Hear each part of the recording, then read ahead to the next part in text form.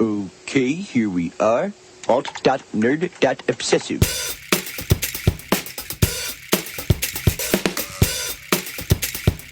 Worst episode ever. Hey everybody, welcome to Worst Episode Ever, a podcast for people who love The Simpsons, by people who love The Simpsons, about how much we hate The Simpsons. We're here trying to find which is the worst episode ever. My name is Dan. My name is Jack. And we are back again with a new episode for you this week. They said we wouldn't last for 24, but here we are. They said 24 hours, too. They were low expectations. That's right. We actually record the episodes sequentially, so it's been 24 hours, and I'm just losing my mind. We're living on nothing We but ate chicken. so much Popeyes in that one day. 16 meals of Popeye's chicken in 24 hours. That's a record. Hey, everybody. We're here today to talk about a little show called The Simpsons. And today's episode is it's a reviled one. Yeah. It's our new most requested episode. Right, after the aliens. After the Man Who Came to Be Dinner, which we've already done. This one's from season 11, and it is called Kill the Alligator and Run. Jack, have you seen this one? I've seen it, I would say, multiple times. Not in a while. I have probably seen it like 2 or 3 times, I think. But yeah, I haven't seen it in a decade. Very long probably, time, yeah. since Kid Rock was relevant. Yeah. So we're going to be watching Kill the Alligator and Run. It is from April of 2000. Oh, wow. So that is 15 years ago. But this is an episode about spring break. The Simpsons go on spring break. And so it's sort of spring break. It's springish. It's springish. Yeah. I feel like spring break's usually early, like late winter or midwinter, so... You know, it's not very aptly named. We're late on it, but it's not our fault. It's really spring break. It's barely spring right now, but we're doing a spring break episode. And interestingly enough, this was written by John Swartzwelder. Oh, okay. So we're racking up his lowest episodes on this show, which is a shame because we really like John Swartzwelder a lot, as I'm sure most of you do. Yeah, I feel like he's the type of guy who, if for whatever reason he ended up finding out about this podcast, He would track us down. He would hunt us for sport. Yeah, I've already received some threatening phone calls, and I assumed it was John Swartzwelder. You sure it wasn't just like your credit agency? It's probably John Swartzwelder. Let him try. Let them all come after Dan. All right, whatever. I was going to say, should we just keep it? It was so much. Keep all of this. Us talking about whether we should keep it. Should we keep it? New podcast from the worst episode. Should we keep it? Should we cut this? I don't know. It cost $80 million. Anyway. So thanks everyone for listening to the show. We appreciate you guys sharing the love and telling people that you think would like the show to tune in. Thanks for clicking through the Amazon links on WePodcast.com. That helps us keep the lights on at We Studios. And I think that's it. I think we should take a break. Yeah, thanks for sticking with us through this introduction. Should we keep that? Should we keep this? Should we keep this?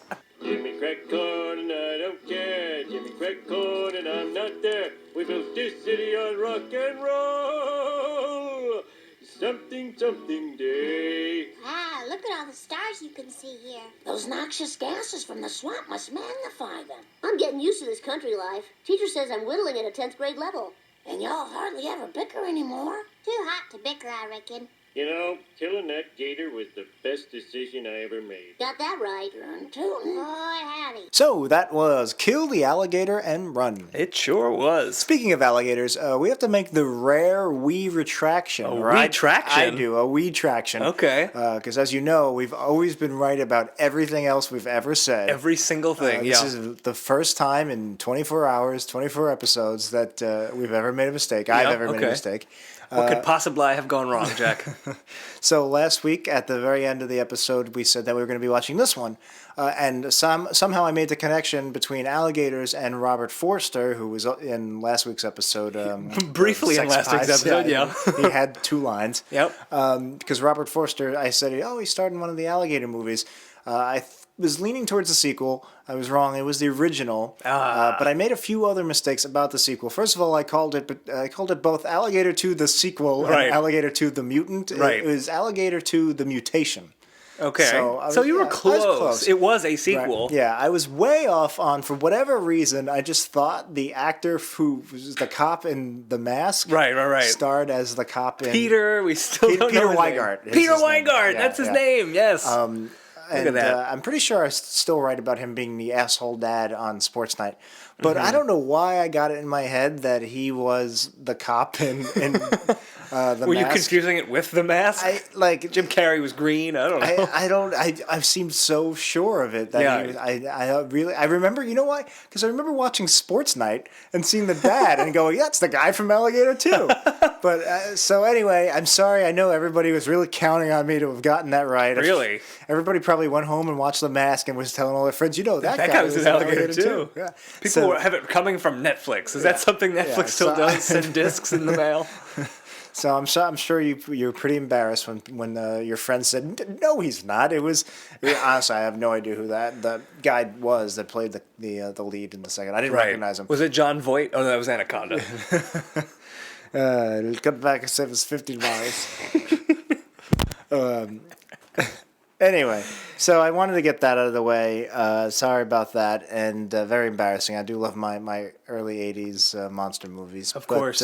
Let's talk about this horrible alligator. Let's talk about other alligators. Movie. Yeah. Let's blow through it. So he's reading the quiz thing. Recap. He realizes after taking a quiz that he's going to only live to 42, according to one of the quizzes. He takes it seriously. Yep. So he decides to stop sleeping. Live every day while you can.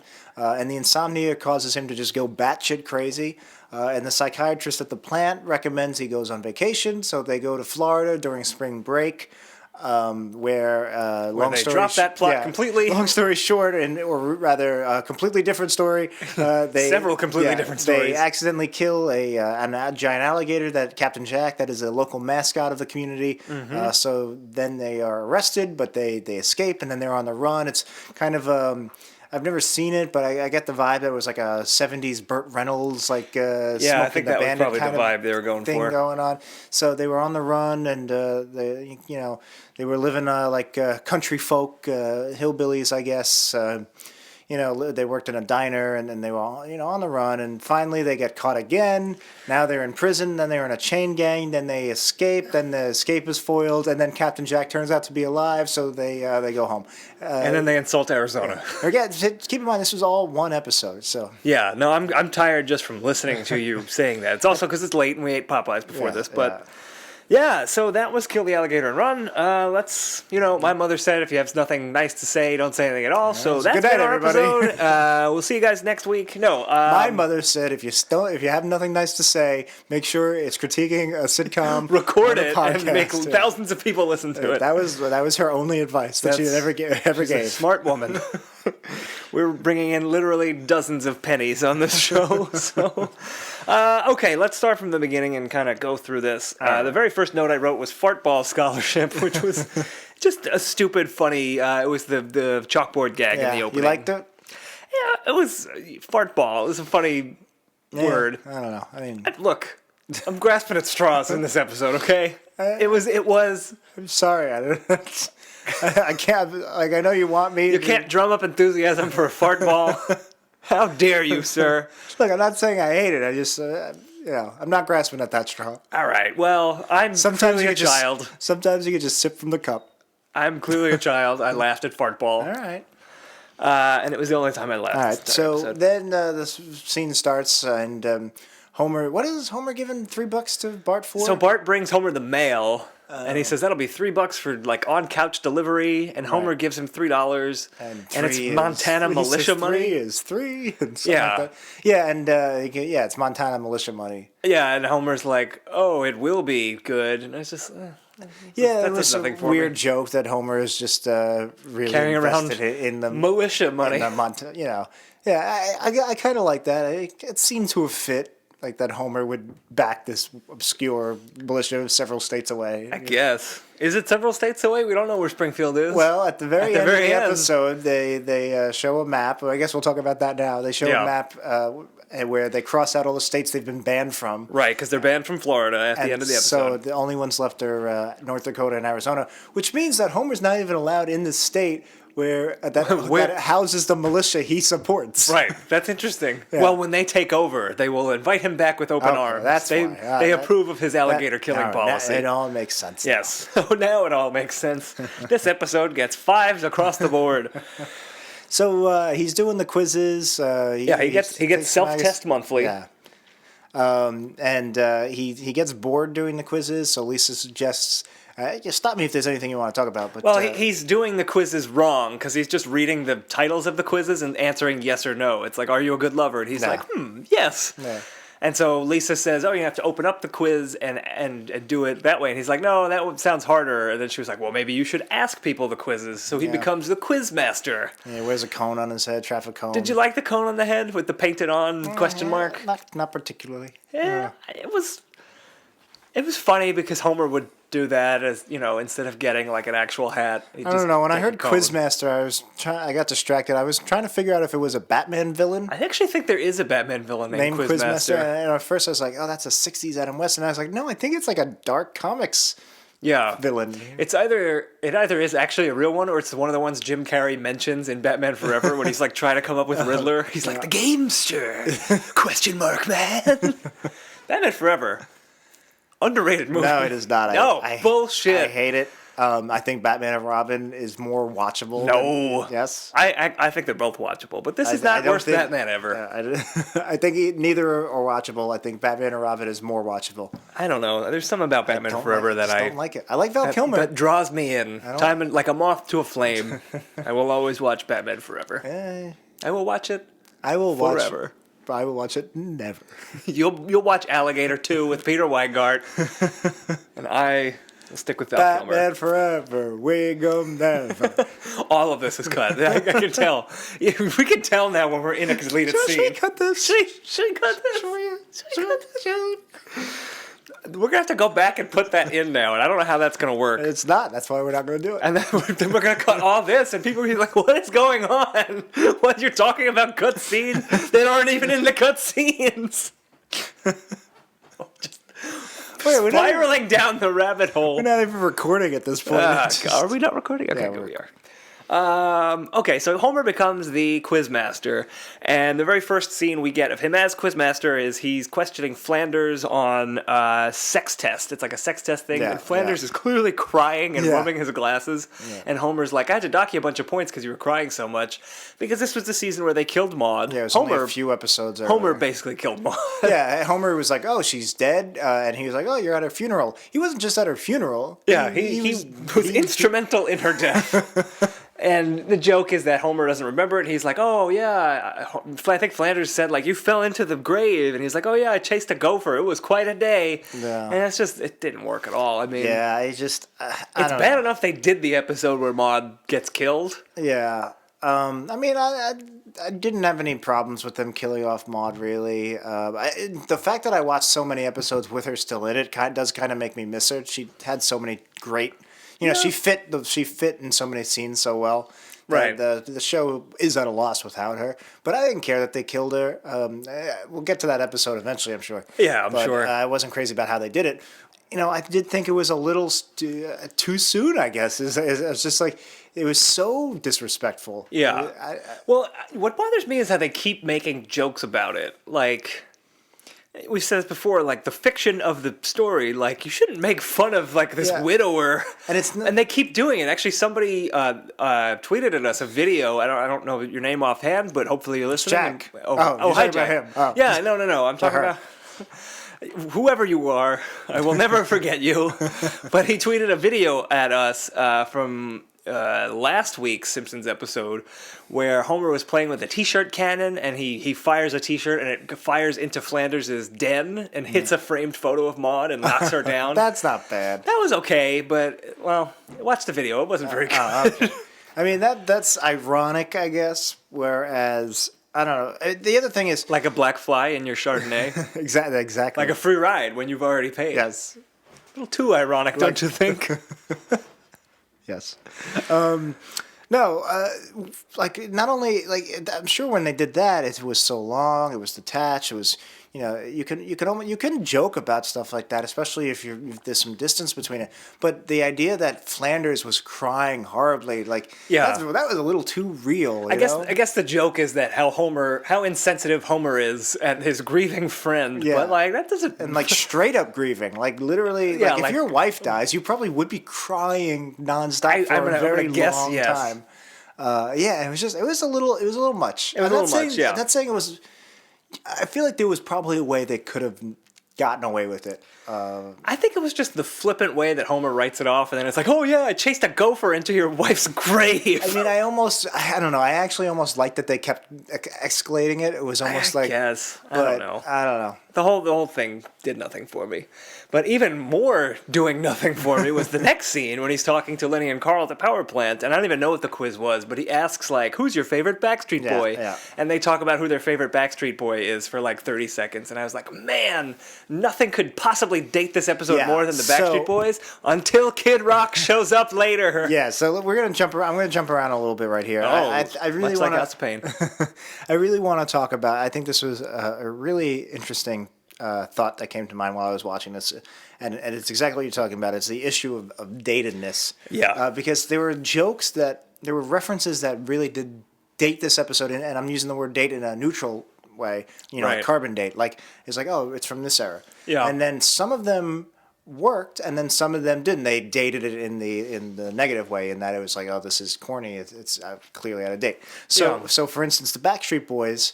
They said, which Backstreet Boy are you? That's obviously dating it because they were only really big for a couple of years. Yeah, I mean... So then there's a joke later with Mr. Burns, and he compliments, he's sucking up to the government inspector, the nuclear inspector. He's like, oh, you've been working out? And he goes, well, we have a Soloflex at the gym. And like, the Soloflex is a very dated reference because that is a piece But that's still around, I think, the Soloflex. So the Backstreet Boys. It's the Bowflex. Well, that's true, the Backstreet Boys are around. But that was a very... mid and late 90s thing was the Soloflex, was that kind of equipment. But that joke works because you don't even need to know that it was a thing. Like, you kind of get it. You get it. It's just like, oh yeah, they have a piece of equipment. I mean, the joke in itself is, I don't know, that whole scene was pointless.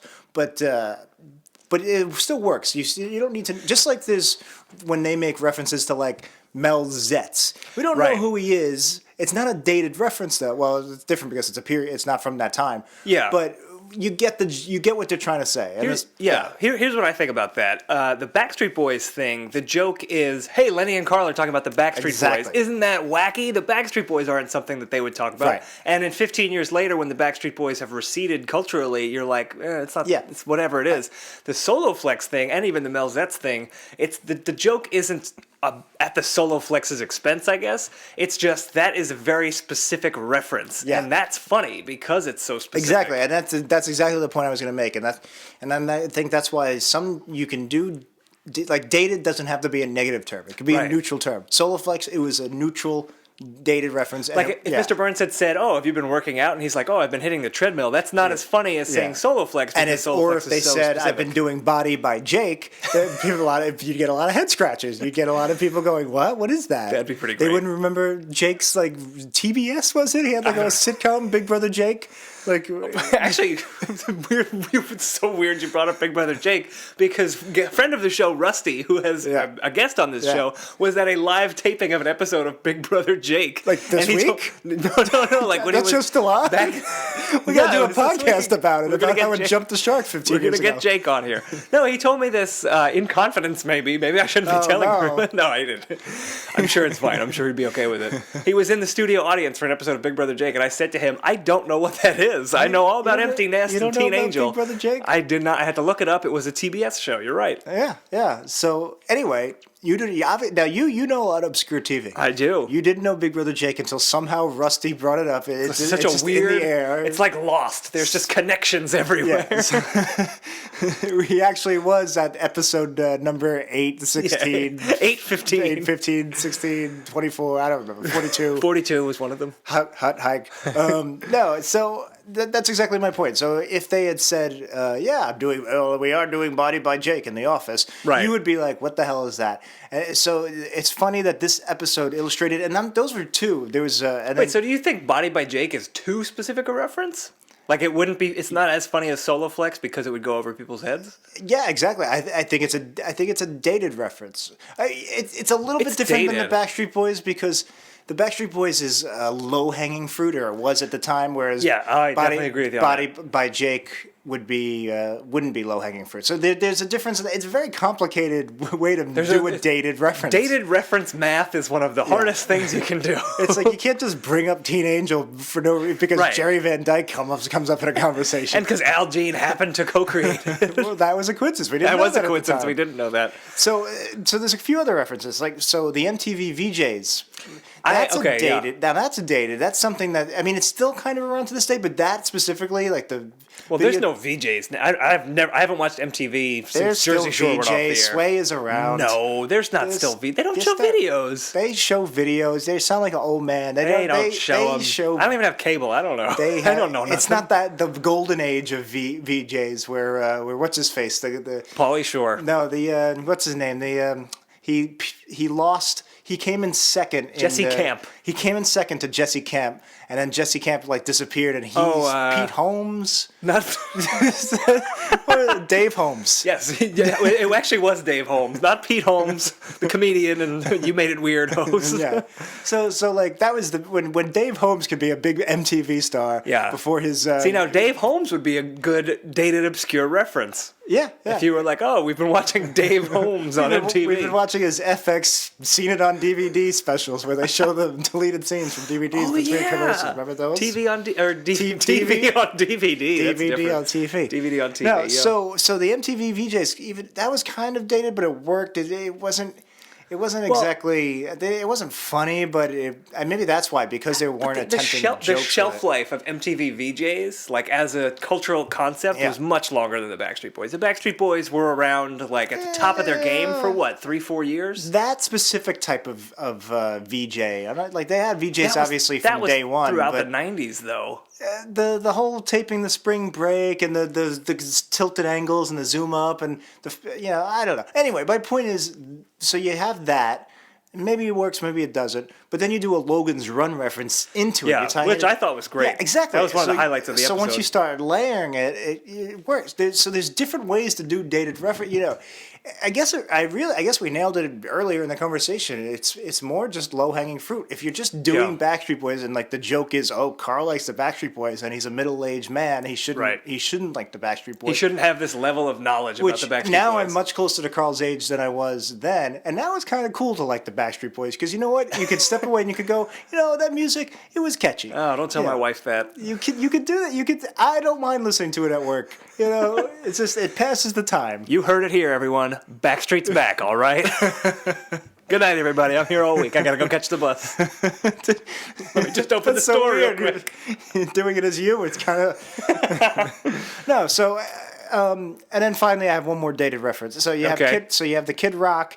I didn't mind Kid Rock being there. Are we going to talk about Kid Rock overall? Or I was just going to talk about one specific line. Okay. I was going to talk Let's save the Kid Rock conversation. I was going to say, in general, I didn't mind him being there. He was a big enough star to warrant it, in the same way that like the Chili Peppers were when they were on. Do you want to talk about it? No, I can tell. I can see you wholly in the vitriol. No, I mean, let it out. No, make your point about Kid Rock, and then let's talk about Kid Rock. As you say, the biatch moi, like he calls him a biatch. That was lame. And then Homer goes biatch moi. Yes. The joke being that he's doing kind of the joke moi, being non-existent, like a moi response, like who me, But to the fact that he's saying the word isn't the word biatch funny, which is just John Swartzwelder or any of the older writing staff going, isn't this a silly word? And it is, but. It's a word that's very specific to like early 2000s. I feel like you might as well just be going, what's up? It's just like, whatever. Yeah, I agree with you. Low-hanging fruit. That's really what it is. So low-hanging fruit is the name of the episode, I guess. Well, if we had a list of options, and the low-hanging fruit. If we had a list of options of what the name of this episode should be, low-hanging fruit would be the. It'd be the low-hanging fruit. Oh, yeah, I think so. I stepped on the bit. I'm sorry. It was a low-hanging fruit. I don't step on your bus thing. You're like, I'm just going to go get some bus. I beat you to it. I said it. Hey, where is everybody? Spring break is over. It's time to get back to our studies. The world looks to us, the college students, for leadership. Fine. Be nerds. Homer's still doing the Quizmaster thing. He takes the one that says he's going to die in 3 years, and obviously that freaks him out really bad. He gets insomnia. He is watching Charlie Rose. Yeah.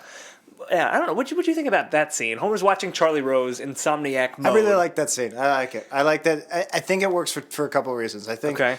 If you didn't watch the episode, it was Charlie Rose was interviewing Robert Evans, and both of them were actually there, like famous producer and Robert Evans. In the middle of their conversation, they start talking to Homer and saying, "We're gonna kill you. we're gonna kill you, Homer." And I liked how seamless it was, and I think there was a perfect conversation between the two perfect people to pull it off. Like I think the idea of the idea of producer Bob Evans, Robert Evans, talking about no relation to Bob Evans, like the Pancake House. So Charlie Rose in himself is a very dry, droll. Right. I think Charlie Rose saying, "I'm going to kill you, Homer." That's funny. Yeah, I like that. And just the idea, just the fact that it was coming up in a conversation where Evans is like, and I was talking to Bobby Town and a box office buffalo. Yeah. And Homer's like, listen to this gibberish.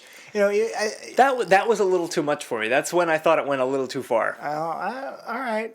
I don't know. I liked it.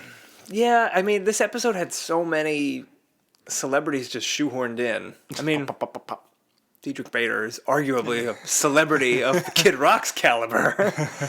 But, there were a lot of guest appearances in this episode. Their guest appearances made sense. He was watching them on TV. It did make sense, but what I was going to say was there were a lot of, jokes about the celebrity, like Bob Evans. Saying Bob Evans. It went on longer than I expected. I think that's exactly where I was going with this. But I think that almost made it better, that it wasn't like, oh, they said 2 lines and then talked to Homer. So I like the idea that it kind of gradually came in, and then I'm going to kill you, Homer. And then and then even the second time they do it, there was a lot more normal. I don't know. I think that the pacing of it worked.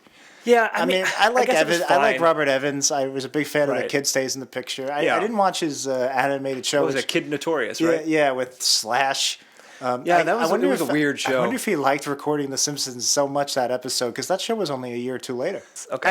And again, that's where they're making. Now, this isn't dating it because they were clearly talking about the past, but they were making obscure references. They were making fairly obscure references that I appreciated, because they, it probably would go over a lot of people's heads, but they talk about the two Jakes. So which is a sequel to Chinatown that Jack Nicholson directed, and it was a huge bomb. And I don't know. Again, you don't have to know what that is, because you get the idea that they're just kind of talking this long-winded gibberish film cinema speech. Right. So again, that joke works if you don't know who the two Jakes are, or if you don't know who Mel Zetz is. But you also probably appreciate, we appreciated it a little bit more because we know the movie. Imagine how much people appreciate the Mel Zetz, assuming he is a real person. Yeah. If people who actually watched the show at the time were like, oh, I knew Mel Zetz. I love Mel Zetz. He was their big brother Jake. Yeah, right. Body by Mel Zetz. Body by Zetz. Okay, let's talk about the scene where Mr. Burns has the power plant inspector. We mentioned it briefly because of the Soloflex thing. So the power plant inspector is like, this inspection's going off without a hitch, so something's going to happen. And Homer jumps out. He's naked, except he's jumping up and down in a sleeping bag. Yeah.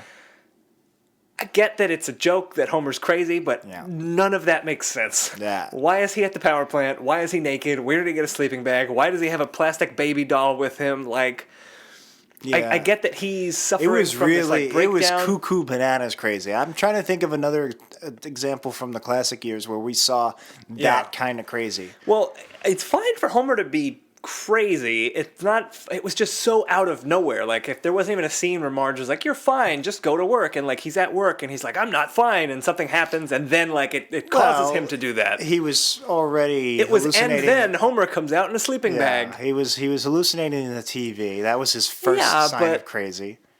Actually, the very first sign of crazy, where he's saying, can't sleep, gonna die, can't sleep. Was that a direct reference to can't sleep, clowns are gonna eat me? Oh, I don't know. That's a dark thing to be chanting to yourself. It was the same rhythm. He had the exact same rhythm Bart did with can't sleep, clowns could eat me. So Homer's at the plant being all crazy, and then the next scene is him at the plant psychiatrist's office, which we've never seen a plant psychiatrist before or since. What? Marvin Monroe. He's the one that declared Homer insane for wearing the pink shirt. But he wasn't someone who works at the plant. Where was he? What they had? They He called came him in. They called. I don't know. They called him in. We had seen he was an established character. This is just some no-name schmuck psychiatrist. Marvin Monroe could have clearly. How did he get there so fast? I think he was working at the Marvin plant. Monroe was a mutant, and he could teleport, and they just all think he died, but he's really in hiding in Genosha. Dr. Marvin Monroe is not dead. He just went back to his home planet. Nice. That's a good Tommy Lee Jones. They give Josh Brolin a run for his money. I gotta go catch the bus. Now I'm doing Elvis. Never. I can't do the voices. Hey, is that Elvis at the bus stop? Let me get the bus too. This podcast is going insane. I just said it. I just said I was curving the voices. I don't know. Whatever. There's a plant psychiatrist. Yeah, I get. It was just to me. It was just like, okay, this is a thing that exists. I guess. Yeah. Whatever. It's fine. Yeah. There were much more objectionable things in the episode. It is true they didn't even give him like a proper office doesn't have door. a name. It had just a white placard on it. It wasn't. It was just in the middle of the plant. Like there were pipes outside. It looked like the outside of a janitor's office. Not even in the area where Mr. Burns' office is, where it's like actual offices. It was just like in the plant itself. I guess it was needed for the plot, and I don't know. I don't want to defend the plant psychiatrist that much, but it sounds like you do. I did like that he apparently started venting about his own father. Right. Yeah, that was okay. But then he recommends that Homer needs a vacation, and he says he should go to Florida. And Homer says that's America's Wang because they love the word Wang on this show. Wang. Is it John Swartzwelder? I can't tell. He didn't write the Sex Pies one. He did the other Wang one. Wang one.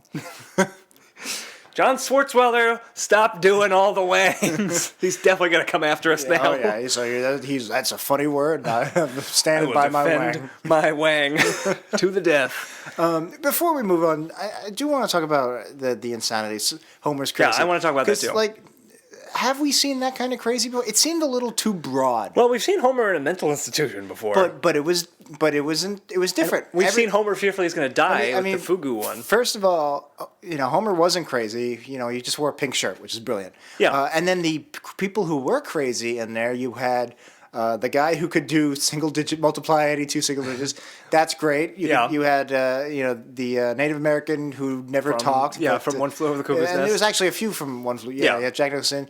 You had a lot of. You had Leon Kapowski. So very specific character types. Then you have, say, when Flanders goes crazy, and that was great because he just kind of has a blank stare and he gets into the car and just drives right to the mental hospital. Calm. Yeah. And just the fact that he just drove, ignoring that it was a mental hospital, the fact that he just kind of got in the car and drove there, that was unsettling. Yes, and I agree. So that's cool. That's interesting ways to depict insanity in not realistically, but in a comedic sitcom way. In The Simpsons, But that was still Springfield weighted. Crazy, Yeah. So Springfield Crazy is a good way to put it. Yeah. but this was just too broad. I kind of like the doll, him carrying the baby. But it was just if they cuckoo banana pants stuff. If they focused in on that, and I don't know how. I'm not saying he dressed up as a mother and just the whole mom thing. I don't think it would have worked. But that was just one crazy thing that they put in a big hodgepodge of crazy, and it just didn't. It was too much. It was too broad. It was a step too far. You think? Not even. It was too many. It was the web of Spider-Man. It was just going all. Oh man! It was just deep cut. Yeah, it was just splayed out in every direction. Actually, yeah, this episode was web of Spider-Man all over the place because there's just so much fucking shit in this episode, and we're only on Act 1. Yeah. But I agree with you. It was too much. But I actually like the first act of this episode as far as an episode setup. Because it's kind of logical. Homer takes his test. He thinks he's going to die. He kind of loses it. Ignoring the specifics of what they did with it. I think the idea is really sound. And I think it's... No? You disagree? I don't disagree. I don't think the opposite. I don't know. I don't think it's one of the stronger inciting incidents we've had. I feel like it could be something good that they kind of fumbled in this episode. I mean... I don't know, this is different, but when Homer thought he had 24 hours to live, that was, I don't know, I thought that was a little bit more of that was the whole the episode. Yeah. But I thought that was kind of a more focused take on it. I don't know, I didn't think it was very weak, but I also didn't think it was very strong. Here's what I want to say. It seemed like a setup for a much better episode. You could have done something where Homer like re-examines his life. Instead, it's just this is to get them to spring break, to kill an alligator, That's a to good go on point. the run, to become hillbillies, to whatever. Maybe, the fuck it ended with. if it directly led into some kind of examination or something tangentially related to the original, maybe I'd like it better. Even like the Quizmaster stuff, I thought that was kind of just a weaker retreat of when he got really into Reader's Digest, which was more That's relatable true. because it's like, you get into really reading a magazine or something like that. Yeah, Whereas this it's was just the same thing with I'm slightly gonna put a different. cone on my head and give everybody quizzes. Like, Well, the cone was the height of hilarity, so you're wrong. But I guess there are worse setups. I just thought there was some promise to this one. Okay. It's kind of like Bart Mangled Banner. I really liked Bart going deaf. I don't know why I liked it so much. I thought you could do something with that. I think I had the same comments. Like, it should be an introspective episode. I really want to dig into these characters' thoughts. Well, it's been I don't know. It's been 500 episodes. It would be nice if they did a little introspection. Well, and then the worst thing is, like, I like the setup. It's like, oh, Homer, is grappling with this problem, and then they get to Florida, and they're like, oh no, it's spring break, and it's immediately forgotten. Homer just gets out of the car, and that's it. Not only does he's at spring break. Not only does the plot disappear, but he's instantly cured. They say later. Right, Well, there's two they things. do one more beat with it, but yeah, you go. He passes out drunk later. And then he goes, "Oh, my insomnia is cured." And it's like, first of all, you passed out drunk. Right. Anyway, you could have just gotten drunk at home and passed out drunk at home. Believe me, I do it every night. It works. yeah. So that's one reason why the insomnia, it just kind of popped the balloon. Yeah. The other thing is, even before he sleeps or passes out, his craziness is instantly cured, like you said. Right, he The gets out second and he's they like, "Woo!" The second they realize it's spring break, he just gets out of the car and he's just cured. Yeah. Well, the extra beat I was gonna say is they're there at spring break, and like all the spring breakers are like, oh, they say to Marge like, show us your boobs, and she's like, not now, which was interesting. But Well, she knew that 10 years later they would be doing buy Playboy. I was talking about Large Marge, but Oh. she shows her boobs a lot, doesn't she? Marge. And she says, "Not now. You wait. It's coming." They will come. Oh, brother, will they? But no, after that, they're like, oh, Homer has to get to bed, and while we're off sightseeing in this weird spring break Florida town, and they tie Homer down to the bed, and I was just like, why are they doing that? So he won't go party. Yeah, but why can't he go party? The whole thing is that he's depressed, and Homer loves to party. I guess they wanted him to sleep. Yeah, you're right. It's just like, why is it such an extreme measure? Like, you have to stay here. You cannot go outside. you Like, think they weren't worried about him getting drunk. Right, He's you're right. depressed. It seems like they were more concerned about making sure he finally gets some sleep, whereas you think they would be happy he suddenly was not He crazy. feels alive again. It's just it was really incidental, like just to create some tension. It didn't work. Yeah, you're 100% right. Right before that, too, he's carrying a banner that says mental. Yeah. That's lame. This was a period of time where they did that a lot. Where had Homer would have little look pennants. at banner, Michael. Oh, the pennants. You're right. You're right. The XFL. Because he had like a mid-season pennant and you're right. go school pennant. I didn't even think about the pennant. I think Mike Scully has a thing for pennants pennants? because this was all on his watch. Right now, Al Jean, take a break. We're talking about Mike Scully. Right now, Scully's listening to this. He just pulled out his sad face pennant. I feel bad. Mike Scully's a nice guy. Al Jean's a nice guy too. We Everybody's like nice. both of them. Yeah. I didn't think about the whole pennant thing. The only thing it made me think of was how it was really funny when they stamped insane on his hand. Yeah. And again, it was funny for a few reasons. It was funny that they stamped it on his hand, and then it was really funny when he got out and he couldn't scrub it off. Yeah, definitely. And the pennant was just like, that was dumb. It was just silly. Yeah, I agree. Like the stamp is ridiculous, but again, it's Springfield crazy. You can see why a hospital would actually do it. And Yeah. then the idea that they can't scrub it off, it makes sense within the reality of the show. Yeah, I agree. The mental pennant doesn't make sense It in doesn't any make any reality. sense It makes sense in anywhere. the reality of poop. The reality of poop is not a bad episode title. Springfield Crazy, also a dark horse contender. Yeah, no, I agree with you. The pennant thing, it was weak. So then we get to the Logan's Run VJ thing, which I think we already talked about enough. Yeah, We don't need to touch on that. We both liked it. I've never even seen Logan's Run, but I understood the reference. Right. The reference being like with And, the yeah, VJs, and- once they're 25, they're Right, out. they're too old, which again doesn't quite fit Dave Holmes, who No. he was probably only like 25, but the guy looked like he was. He looked a lot older. Actually, and that's not fair. I was 15 at the time. Everybody looked old to me. That's I'm true. sure if I saw him now, he probably looks 10 years younger than I do now. But Yeah, I mean, you look terrible. You really let yourself go. I do pass out drunk every night. It's a big problem. I mean, this 24-hour podcasting, 16 hours of eating Popeyes, it's not helpful. It's not healthy. It's not the lifestyle my mother envisioned when she told me to do this lifestyle. Should we cut this? Should we keep this? Should we cut this? That should be cut. Okay, so now we come to the big part of the episode, Kid Rock. All right. This is something that I think they started doing more around this time, where it was just, a guest star wants to be on The Simpsons, let's just shove him in, give him like 5 minutes, and like we could put in the commercial, like Kid Rock's gonna be on, Yeah, and everyone yeah. tune in, because you like Kid Rock, he's popular in 2000, I guess. Yeah. They were definitely doing it more then. They definitely were doing it less deftly. But Much less artfully. I mean, what about when the Chili Peppers were on and Flaming Moe's? And, That was totally different, because that was a whole episode about bringing in a bunch of stars to jumpstart a thing. Yeah, I guess. Yeah? No, you're right. I guess it does fit plot-wise more. With, I mean, it's MTV It does Spring make Break. sense here. Yeah, it's MTV Spring Break, but Who should be that? Jim Brewer and Tracy Morgan? that would have been good. Remember their MTV show? Nope. Oh, they had when I remember Half Baked. MTV spent an entire summer in Seaside Heights, New Jersey. Yeah, I remember that. And all their programming came I live was from there there. for part of it. Not Yeah. at the Spring Break. I passed the taping. I was Wait, up I in the think- Skylift. I think we were both there Oh together. yeah, you came and actually. stayed at my family's house. Yeah, that's when you had the bleached blonde hair. Everybody kept yelling like they would just drive past and go, "Hey, Eminem!" You're not Eminem. Oh, voice B. I see. Oh, I haven't done that voice in a while. I'm surprised I still got Yeah, it. that's right.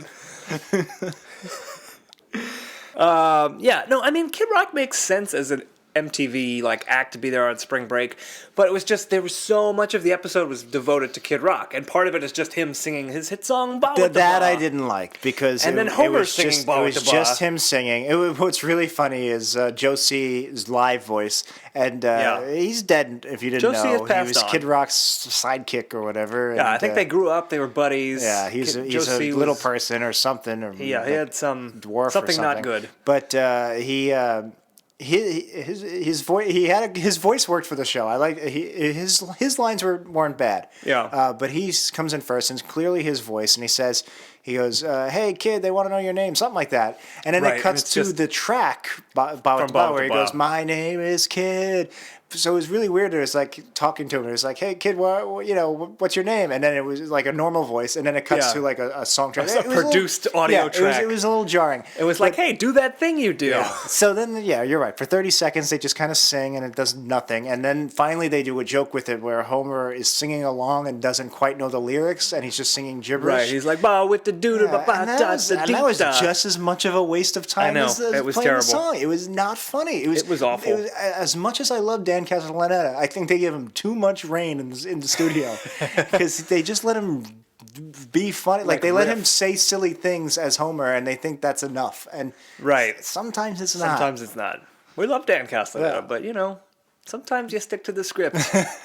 John Swartzwelder, he's pretty good I mean, that most might of have the been in time. the script. It might have been Homer tries to sing. It might have been. It just felt like, hey, look, these lyrics are silly, and now Homer's trying to sing. I don't know. It's just.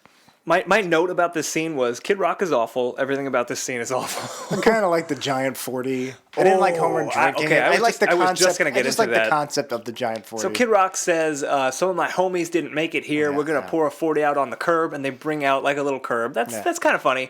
And he's like, but a 40 ounce won't do it. We got a 40 gallon. And there's a giant 40 gallon bottle of malt liquor in a plastic, or not in a plastic bag, in a paper bag.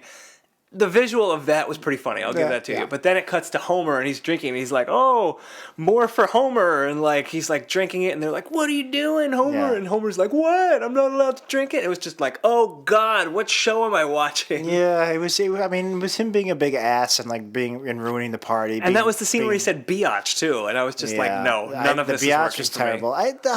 It was really obnoxious and was really hard to watch, but it wasn't necessarily out of character for Homer to just kind of be the asshole. There was a guy I worked with in high school called him the lampshade drunk, where he's the guy that puts the lampshade on his head and just Okay. has to like This be wasn't the loud. me, was it? No, has to be the loud, obnoxious one, and like that's not out of character for Homer to come into spring break and kind of ruin it. It's not out of character for Homer to ruin a live musical performance. Yeah. I guess it was just the way like this comically large 40, and Homer thinks he can just get up and just drink it. It's just like Yeah, it was. It was just he's just getting dumber by the second. Yeah, and I mean, I'm trying to think of what it served the story. I guess that was him get it going as excess as possible to then set up the next scene where he wants to keep continuing it, but the town's done with spring break. I guess that's a good point. Yeah. I'm not defending it. I'm just saying I guess that's why it's there. Yeah. But in general, it didn't work at all. No, it didn't. But one thing that sort of worked for me was when Homer just starts singing "We Built This City on Rock and Roll."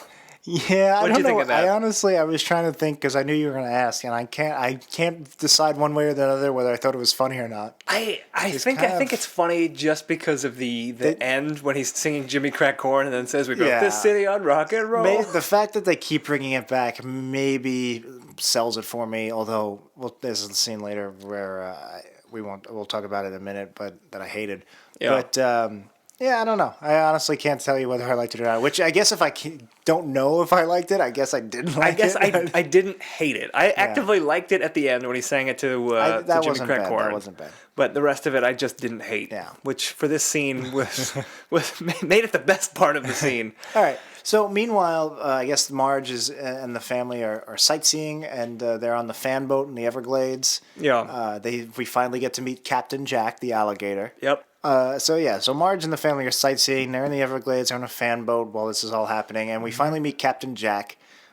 He'll get you high tonight. Wait, what? The Billy Joel song, Captain Jack. Another one. Yeah. Captain Jack will get you high tonight. Da-da-da. What is he kind of Just drunk? a little push and you'll No, be you gotta pay for the smiling. rights if you sing more. Just a little shove and you'll be we have to change the grinning. lyrics so that Yeah, that's what I'm doing. To Captain Jake. Now we got the 4 Jakes. We got the 2 Jakes from the Chinatown. We got Body by We got Jake. Body by Jake, and We now got we Captain got Jake. Captain Jake. So hey, All right. welcome. Forget it, Dan. It's Jake Town. It's Jakers. Forget it, Jake. It's Jake. Boy, I would settle for nothing less than Jake at this moment. The band. They were a band. Yeah. So we finally meet Captain Jack. And first of all, I said it before. I'll say it again, and I'll probably say it again. But I love animal animation. I love the way the Simpsons animate animals, especially big Captain ones. Jack was very cute, especially when he rolled over. Yeah, he's a very adorable animal. Anytime you see an animated, especially the older seasons, an animated Simpsons animal, you always just want to have it as a pet. Yeah, definitely. Like, I would love to have Captain Jack in my Totally. home. And I really love the idea that not like. He's a beloved mascot of the town to the point where they even let him design their flag.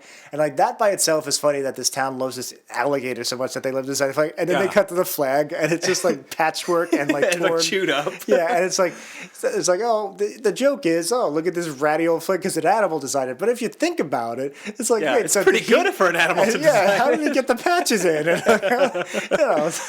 whatever. It's not bad. Unless That's he not ate bad, the Captain flag. Jack. Yeah. No, I really like that gag. Yeah, no, that was good.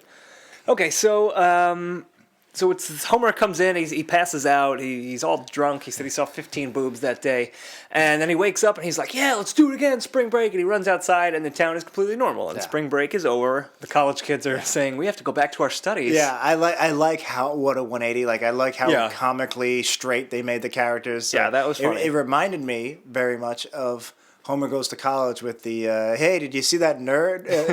Pardon me. Yeah, exactly. I like that over the topness, which is funny because then they make a direct reference to Homer Goes to College. When did they do that? When they start playing Louie Louie on the fan. Oh, yeah, it might be an Animal House reference, but I'm pretty sure it's more of a direct reference Right, because they did that. Yeah, at the end Homer of the Goes to episode. College. The college students, even before the Louie Louie, totally reminded me of Homer Goes to College, which is one of my all-time favorite episodes. Oh, classic. Total classic. Yeah, so I really liked that. And I thought it was a good reveal, Homer running out into the store and it being all cleaned up and everything. Yeah, it was funny. But Homer does not want to stop partying. You know, he's finally just living again after his bout with depression, and so he takes family out on the fan boat and celebrates spring break that way With his family. I have a number of questions about this. Why would Homer go out on a fan boat? Driving a fan boat is nothing like spring break partying, and that's what Homer wanted. He was like, we're going to keep spring break going. Let's go out into the Everglades and kill an No, you're alligator. right. It's a good point.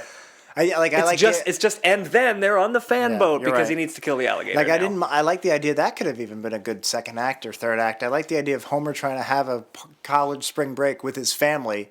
That could have been interesting. That's an interesting idea. Which they actually do in Homer Goes to College, isn't it? Where he goes on the road trip with the nerds, and they have to bring Bart and Gary Lisa. spilled his ear medicine. So, but you're right. The fan boat makes no sense. Yeah, I guess it was so they could hit Captain Jack. It's totally just so they can hit Captain Jack, which they do. They hit Captain Jack, and that's what I wanted to talk about before with the "We Built This City." Okay, sure. Homer's singing on the fan boat, "We built this city." Yeah. And he puts pretends his hand is a mic, and he makes Lisa and Bart join in, and then Bart goes, "Look out for that gator," or something like that. Oh yeah, and he's literally singing like, "Look out for that gator," and like, "What gator?" And he's like, "That gator over there." And it was only like 4 seconds of singing talking. It felt like eternity. But it really just like immediately reminded me of All Singing, All Dancing, and anytime there's a musical where it's just Bart and like it's just that forced singing, right? Like expository dialogue through song. It just I can't. It's a gut reaction at this point. I still can't put into words why I hate it as much as I do, but I hate it. It's. I don't know. I mean, we're not big fans of when they jump into song anyway. Right, so right. when they do it this way, it's especially. And it was grating. only for 4 seconds, and I just hated it. I hated it. Yeah. Okay. So they're on the fan boat, and they do hit Captain Jack, and they get arrested by Diedrich Bader, who is the sheriff of this spring break town. Diedrich Bader, famous from the Drew Carey Show, which we loved growing up. Definitely. Office Space. You know him. The Beverly Hillbillies. If you saw him, he was Jethro in the Beverly Hillbillies. Movie, not the TV series. He would be very old. He would be very old. No, but I liked Diedrich Bader here playing the... It was an interesting character, and it was an interesting plot thing. This guy who's the sheriff of the spring break town, and he's like, oh, boys will be boys when spring break's in town, because that's when the town makes all its money. But the second that people leave, he's like completely hard-assed, and he's like going to bust you on even the smallest I like that. thing. It's a good character. For a character you only see for one episode, it gives you something to work with. Right. I feel like it's wasted a little bit. As a premise, it's kind of wasted as in this episode. Like, that could have been something in something else. Does that make any sense? Yeah. Yeah, like there could have been a movie where people go to spring break. It's such a great idea, but it's better to have a great idea and not do enough with it than to kill it. I guess. Like having Kid Rock be in the show for 5 minutes. So they kill the alligator. Spoiler alert for the end of the episode: they did not actually kill the alligator. Right. It was just stunned, which and is good because you don't want to root for. It's funny, you don't want to root for Homer killing an alligator. Meanwhile, we are kind of laughing at the fact that he killed Maude, but that's true. But that's actually what the point I was going to go with. Yeah. As far as we know, and as far as they know, Homer has killed this alligator. Right. And they are all arrested. The whole family's arrested, and there's kind of this bit where it's like, oh, did you have to handcuff the children? He's like, no, I did not. But he does it anyway. Diedrich Bader sold that. Totally. The delivery. He gets the baby handcuffs for Maggie. But like the second he turns his back, the entire family is quick to escape and just run away from this thing they actually did. It's not like they're saying, no, we didn't do it. It's a good point. As far as we all know, they have killed this animal, which is against the law in this town, and they're under arrest. They don't want to own up to it. And they don't want to own up to it. And these are our heroes. This is the family we love. I mean, again, the kids really shouldn't be arrested. If somehow this was a plot that Swartzwelder pitched in season 4 or 5, I feel like the kids would be they would have their own B plot where they would put into like a Florida. They would be put into like a Florida custody, Yeah. This would be a get put into custody an awful lot. Yeah. But it was hard for me to get past. I know the show's silly and they've done sillier things that I liked, but it was hard for me to get past the entire episode having Bart, Lisa, and Maggie also be there, be in the chain gang, be handcuffed. Well, there's a semi-easy fix for it, is to just have Homer be like, no, he's not dead, we stunned him. And they actually do that in the worst possible way, because at the end, when it turns out he is stunned, Homer's like, yeah, that's what I've been saying all along, when he hadn't said it at all. Well, that's why I really like that line. Really? Yeah. That didn't work for me at all. I like because it was because, like you said, they immediately just try to escape, and the entire episode is them on the run or in jail. Yeah. And I like the idea that he goes, that's what we've been trying to tell you. I like the fact that it was completely false. The hypocritical nature of it. That it was 100% false. If it was a little, if it was there's truth behind it, I don't know if I would have liked it.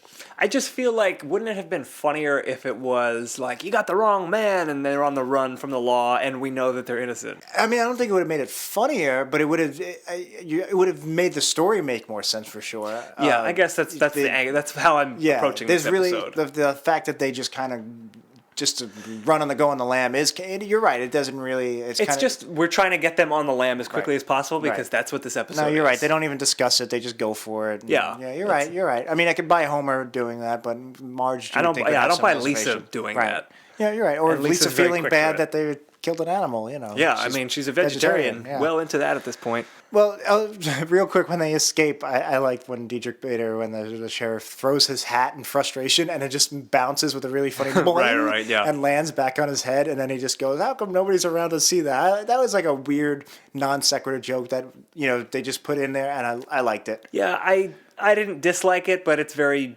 cartoony on this cartoon show where people should feel remorse for killing animals. I guess that's my problem. That's why I like that he goes, why isn't anybody there to see that? I like the idea that, it's not an everyday occurrence. Right. Well, I don't know. That point, and also my point about them, murdering this alligator and being so quick to run on the lamb, is kind of tied together that this is pretty much the season where they stopped caring about stuff like that. And they were like, we can just do whatever we want. Jockey elves. We don't have to keep tying it back to this kind of moral center the show used to have. We don't need to have our characters be just crank out good. the jokes. Just crank out the jokes, exactly. That's the perfect way of saying it.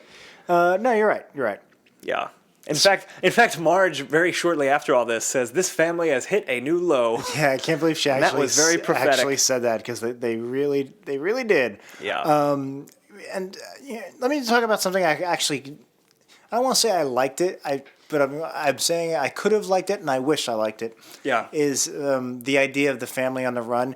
And this is really, it's maybe 2-3, it's like 5 minutes of the show. The show doesn't necessarily have a first act and then it's kind of like 20 short acts. Yeah, there's a lot of different plots going on. It just keeps moving, which probably helps because if it stayed too long and since it was so weak, it probably would have gotten really boring really quick. Yeah. This way, at least, it was so crappily fast. It was so fat. It was so quickly crappy that the crap didn't have time to smell. It's like the Simpsons crop dusted us. Why do all of your analogies have to do with crap and farting? Well, if it was a good show, I'm sure you're talking about the angels and angel cake. I don't know. Angels and Angel Cake. That's our prog rock band.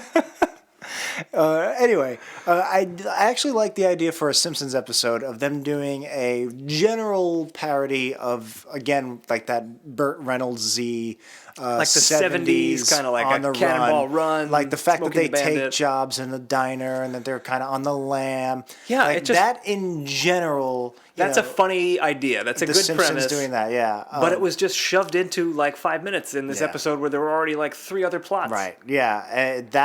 So again, that doesn't work because it was done so quickly. And then there's not that many good jokes they do with it. Yeah. I'm jumping a little ahead here, but there's they start talking like they have like southern accents and southern twangs. Yeah. And there's one scene where I hated it, and then there's one scene where I kind of liked it. Okay. So the first one I kind of like. So Marge, they're working in the diner, and Marge says, more coffee, hun, and like she's doing like the stereotypical like diner. Yeah, like southern waitress. And I didn't like that because it's like, why would you be talking like that?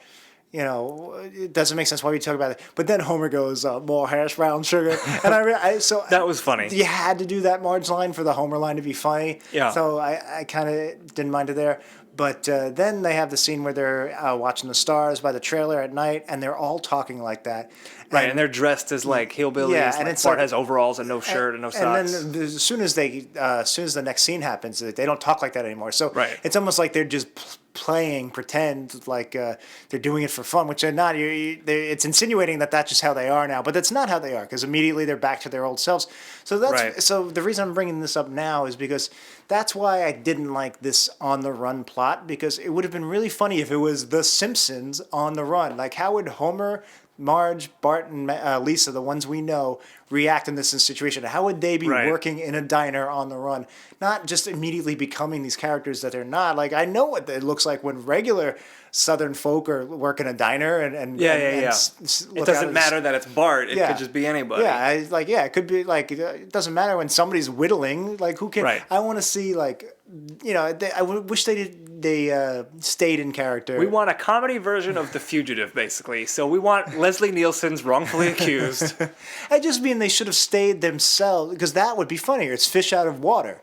Yeah, I mean, I agree. The joke is that they're fish out of water. That should be the joke. This was literally a different fish in the water the fish belongs in. Like, that's not a joke. That's not a story. Right. It's not anything. It's just the Simpsons pretending to be bumpkins for no reason. Yeah, like later on, they're on the chain gang and they're working at the soiree, and like Marge is planning their breakout, and at the same time goes, "Oh," Lisa's like, "What should I do?" And she's like, "Oh, go refill the food. It needs to be done." Yeah. And like, that's funny because that's Marge Simpson, the Marge we know from 11 seasons. That's what Marge would do. That's how Marge would do a prison break. She'd be like, okay, we got a prison break, but we also have to make sure all the guests have enough food. So if it was that the entire time, rather than her suddenly becoming a waitress and going, more sugar, more coffee, honey, like that doesn't work. Do you know what I'm saying? Yeah, I get what you're saying. I mean, there's not a lot of sense to it. There's not a big through line, and it would have been better, we think, if it was just this on the lam kind of. Yeah, and if there's humor to be mined from the Simpsons on the lam that I don't think this episode does. As in the Simpsons, as the characters playing themselves in this situation, not turning in not becoming different characters and then coming back to the original characters. Right, when they become different characters, now you're doing like the Bible stories or the Halloween parodies. Like that's not a regular episode, Right. So no good. I really like when Diedrich Bader's chasing them in the original car chase. Yeah. He goes, pull over. And Homer goes, there's no good place to pull over. That's a funny response. That was good. Actually, the one time I ever got pulled over was about 10 years ago. And I was driving cross country on a road trip with my college buddy, coincidentally. Okay. And we were in Ohio, and I sped... Spring break in Ohio. I sped up and passed a truck on the left. Or so. I don't drive very much. I live in Brooklyn. Yeah. I don't know what I did, but I did something wrong, and I got pulled over, and I was so scared and so nervous. I'd never been pulled over before, and he goes, pull over the shoulder. So I pulled over the shoulder, and I wasn't sure how, like... I'm a really bad driver. You know this. I do know this. I've always been a bad driver, and I wasn't sure... like how long you're supposed to, how you slow down to a stop, like how long that should take. So like I literally took like 45 seconds to slow down to a stop. And to me, I'm like, I don't want to stop short and have the cop think I'm a bad driver or something. So I'm just like gradually, and we eventually got locked in the back of the police car, and like they saw the New York plates. I remember this story now. They were convinced there was drugs. They had this. They brought the dogs out. They had the German Shepherd, and it was like this like happiest puppy in the world. And they're like, he definitely smells drugs. He's like, this dog is trained fine on PCP, ecstasy, all this stuff. And the dog clearly is just like, hey, I'm happy to see people. I'm a dog. But and they lock us in the police car, and I was always like traumatized. I was like, oh, they're gonna plant something just because they don't want to be proved. They were so 100% sure we were drug runners. Wow. Because we had the New York plates, we looked suspicious. I had a week-long beard. But now that, in retrospect, I bet you when I was taking so long to pull over in the side of the road... Oh, they thought you were high. No, I was going to say, they probably thought I was thinking about gunning it. Like, I got the drugs in the car, maybe I should take my chances and just gun it. Because now I'm thinking from the cop's perspective, I'm just in the shoulder, just like driving 10 miles... sailing like down. 15 miles an hour. Just, because anyway, so that immediately reminded me of it when he goes, there's no good place to pull over. Yeah. That's good. Anyway, he gave me a warning if anybody... It's good that you don't drive much anymore, Jack. For yourself and for everyone on the roads of Brooklyn. Were you in the car when I stopped in the middle of the four-way intersection? I ran the red. I was. Like I ran the red and I realized I ran the red, so I stopped in the middle of like the busiest intersection. Yes, I was in the car. I was in the car. And then you go, no, don't stop. Yes. So then I tried to back up into the thing. And there's like 4 lanes of traffic about to kill us. So then I just back up like 30 feet, and then you go, no, and you scared me. So then I gun it and run the red light a second time. But now it's like I forgot all about that. Yes, I was definitely there. So I ran the same red light twice. But like 30 seconds in between. Same red light. The same 30-second duration. I hated driving so much. It's good that you do not drive anymore. Yeah. What'd you think of Diner Lady? I like that. Did you like that? She was fine. I think it was. I'm pretty sure it was Tress MacNeille doing the voice, Yeah, yeah. and she definitely sold it. You know, She the whole thing. was I like perfect for that plot. Yeah, Yeah. I like that. I like that they kept bringing it back. Yeah, she's an A+ voiceover actress, all star. Yeah, the show still knew how to write some jokes then, and you know. Yeah, it worked for me. It was pretty good. Okay, so then they're hillbillies, and then they get arrested, and there's a very quick scene of them in the courtroom where Homer just says "drunken hicks of the jury," and it cuts to like the jury being like, "Ugh," and they are all drunken hicks. Yeah. I didn't like the reaction shot of the jury. I think it would have been funnier if it was just Homer like, I'll handle this. I'll lawyer ourselves and represent ourselves, and then he just goes drunken hicks of the jury, like to show cut how to them on the chain gang, what a bad lawyer he is. Yeah, and even a smash cut that would have been great. Yeah, that would have been funny. Because I mean, it was just an extra shot. It didn't add anything. And I didn't look at them all. We never went back and paused. I feel like Colonel Clink was in there. Yeah, I bet John Swartzwelder was animated into that jury. He might have been. So then we see that they are on a chain gang. It's like very Cool Hand Luke kind of esque. I wrote a note. This is a good episode if you're into Marge BDSM because Marge gets whipped and it's like, don't whip me. Man, they were heavy heavy on the whip. It was very whip heavy episode. It was a cartoon, thank God, because if you get whipped like that in real life, it hurts. No, yeah. It's a no good one. There was one funny gag that I liked on the chain gang where I think I know what you're gonna say. Yeah, where the Diedrich Bader as the sheriff pulls over and Homer's listening to him talk, and the chain gang master, I guess, says, "No listening. Did you hear me?" And Homer's just like, no. Yeah, I love that bit. It was probably my favorite. That was funny. Like, it was just the direction, the voice acting, everything worked. Everything came together to make that work. There was any one of those failed, and it could have been another lame. And it's funny too that Homer's reaction was that was how we would react. Like that's how a normal character would react. And it's so rare to see Homer as like the straight man anymore. Right. It was It was just refreshing to see him be the straight man. I think that's what I liked most about it. Yeah, I liked it. I thought it was one of the best moments of the episode. The idea that he didn't know how to react, rather than him being the crazy one. Instead of being like, I don't know what Homer would do, but whatever. I also wrote a note that we have jumped into so many different situations in this episode. Even just the third act is just so many different things. They're on the train. They're in the diner. They're hillbillies. They're in court. They're on a chain gang, and then at the end, they're working a buffet, like a banquet, a soiree, as you said before, for like the judge. And then Homer has to play jazz piano, and it's just like, what is happening in this episode? There's just so much. Why are we cramming in so many things for no reason? It was really. I don't remember. I remember it having a lot. I didn't remember having it this much. Yeah. I don't know, and that's pretty much all I have. Oh, do you know what? A lot of this episode, man, it's just not good. I'll bring it up now just because I forgot and I wanted to before. There was another animation direction thing I really liked, where Homer lunges toward Joe C from stage. Yeah. And it's his point of view, and you just see him come, like you see Joe C coming closer to frame. Right. And suddenly he stops short, and it's because the bouncer grabbed him mid-jump. I just really like that shot, like him lunging forward and then stopping short. I was like, what, did he hit plate glass? And that was much more artful than a lot of exactly. other things. It just, they put it, they just, when they put a little effort into it, it makes a difference. Yeah, it does. Okay, bud. I'll sweet talk the sheriff while you grab his keys. What should I do? Restock the possum bar. We're almost out of claws. Oh. I think that's it. I think we're ready to rank this sucker and go to bed, because it is well past our bedtime. It's practically 8 o'clock at night. I've had my Popeye's chicken. I'm ready to tumble into bed for a long winter's nap. You guys might think we're joking. We're really not. We're really not. I routinely go to bed before 10. Yeah, I mean, when you get up at 5 in the morning, it's... Yeah. Whatever. It's life. I'm a morning person now. We'll deal with it. Actually, we've obviously been recording this nonstop for 24 hours. Oh, yeah. They know we were joking. Damn it. We've blown all our secrets.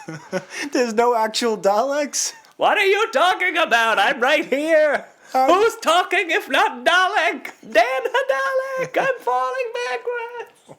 Got all of this. Should we cut this? Should we cut this? I would like to see an exercise video, body by Dalek. 1, 2. You're not working it hard enough or fast enough. Does it hurt, God? Pain is just weakness leaving your body. Why do I go up like this? Daleks don't do that. Plunge harder, boys. That didn't sound right. That was the other Dalek video. That's the other Dalek type of VHS they had back in the day. All right.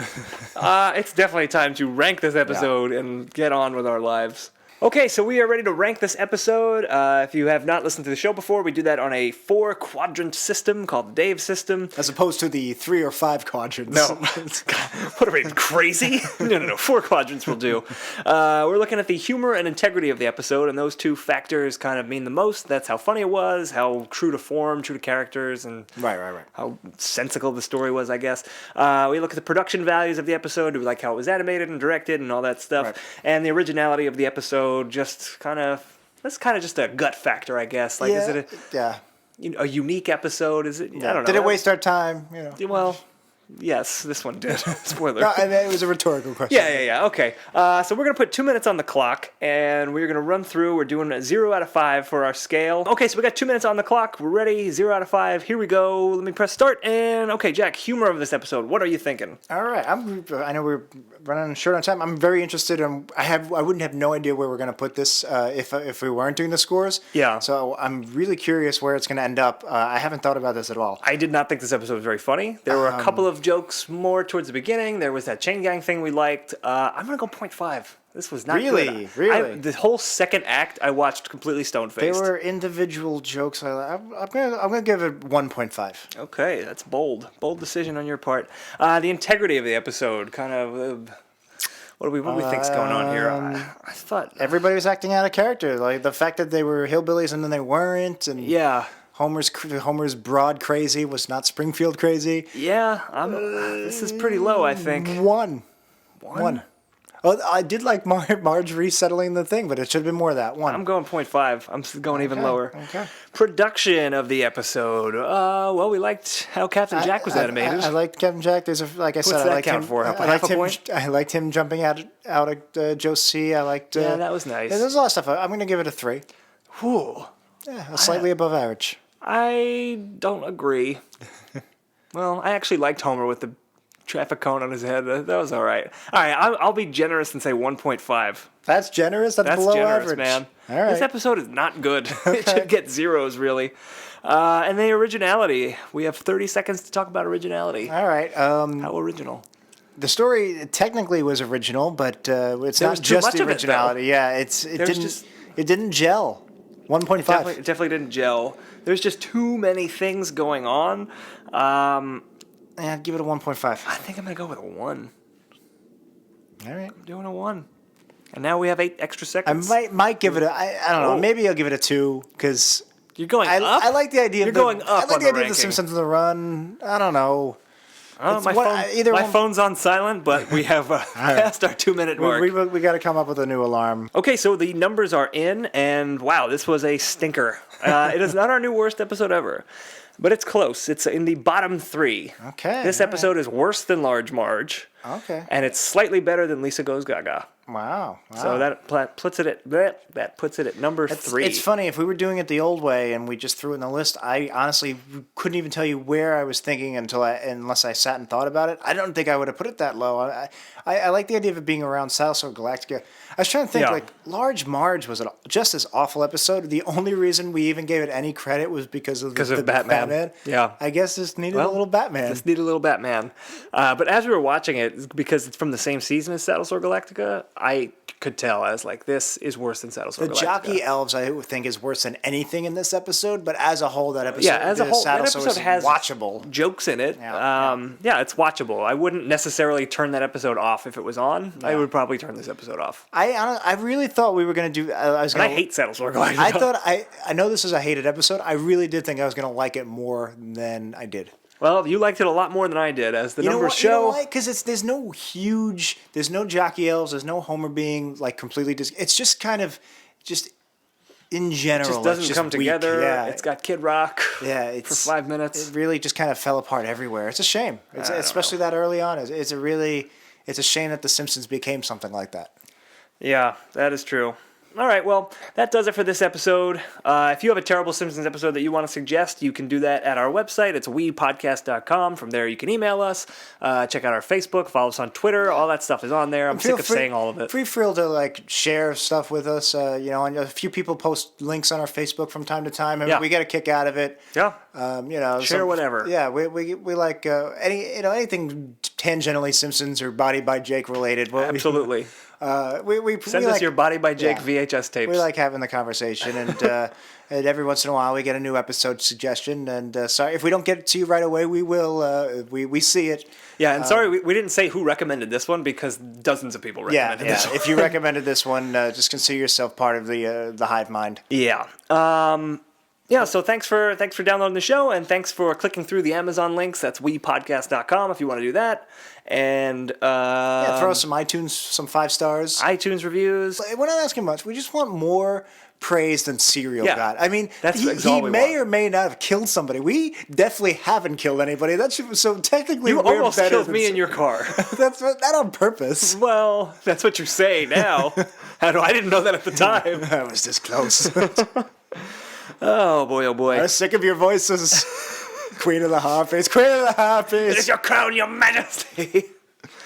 Well, let's end this episode. Let's get away out from of us here. again. It is getting away from us, and we're at the end. Hey, if you were in the Brooklyn area, you can come check us out. We will be at Woohoo Classic Simpsons Trivia at Berry Park in Brooklyn. That is at the first Thursday of every month. I co-host that with friend of the show, April Dan 2, Ozzie. right? I believe it's April 2nd. Yeah, so you, if you're listening to this, you have time to prepare, and prepare you should. Like you used to Do some serious boning. When you were a competitive player before you hosted. Yes, before I was the host. Actually studied the trivia.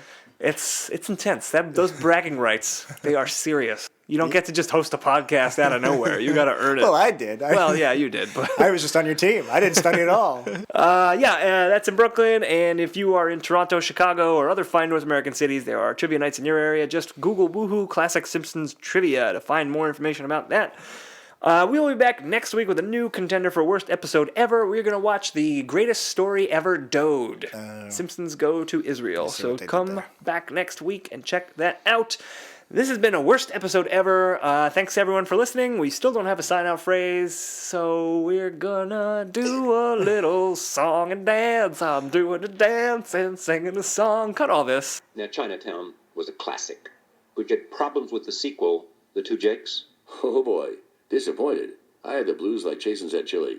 I said to myself, Evans, you forgot Hollywood rule number 1. Kill Homer Simpson.